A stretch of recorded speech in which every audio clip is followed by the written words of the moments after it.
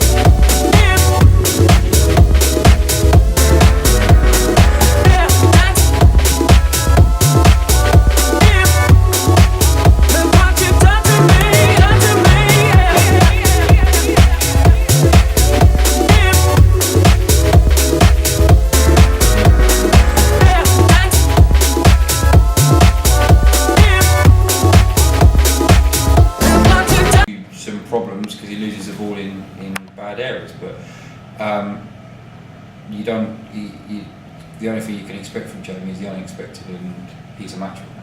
You know, you put up with his crowd, and the team put up with, you know, him losing the ball sometimes in bad areas. But he's a good player. You know, there was 3 times I can think in the second half where he picked up 35-yard passes in behind the fullback. That, you know, that on another day had even a better touch, better decision once it had gone to the person that we could have got goals from. Yeah. So it is, you know. It was frustrating, wasn't it? It was a very frustrating game.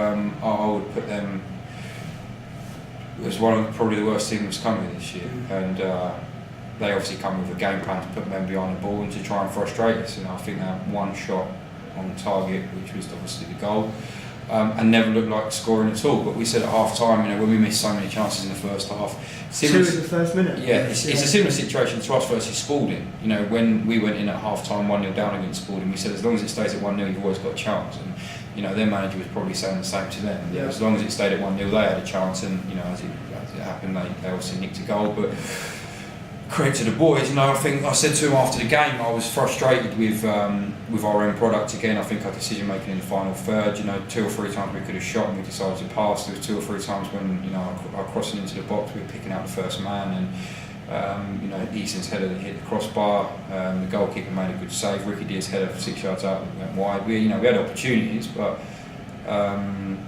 said to them, change room, you know, I still felt that we were going to score, because it's easy in them situations to give it up, as you like. But then players wanted to win. They were determined. They were pushing, and you know, credit to them. I think we definitely deserved it. You know, they've been a disaster if we draw. Yeah. We can talk about the referee without going into too much detail. I guess your feeling is that he didn't have a very good day. Missed some. The penalty decision in the first half was a penalty for me. Denying a clear goal scoring opportunity is a red card. Didn't even have a word with the player. The second, the challenge that's on Ollie Medwinter, for me is a straight red card all day long. He deemed it as a yellow card. It's a disgraceful decision. You know, he's there to protect the players, and that was a horrendous tackle. You know, potentially the lad is in hospital now, potentially broke a leg. You know, he doesn't even need to think about that. That's a straight dismissal all day long. You know, and then the penalty decision, which in the second half, which Nick gets brought down.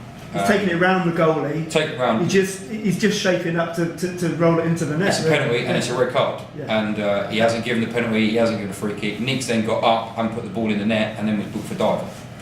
And their bench actually agreed. Yeah.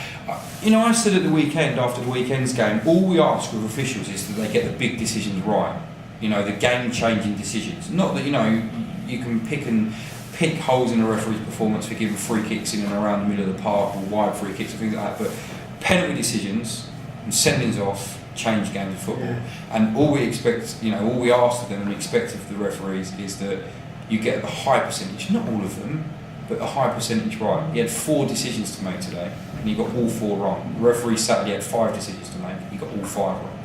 And when the referees are getting that many big decisions wrong on a regular basis, there's a problem. And we've had a word with the assessor, and you know, he hasn't given me any answers either. You know, they're just happy to sit on the fence, and unless he goes into that dressing room and drills that referee and gives him gives him what for, they're going to continue making the same mistakes. And I don't think that the referees, assessors, would go into that dressing room now and score the referee, which is what he should do.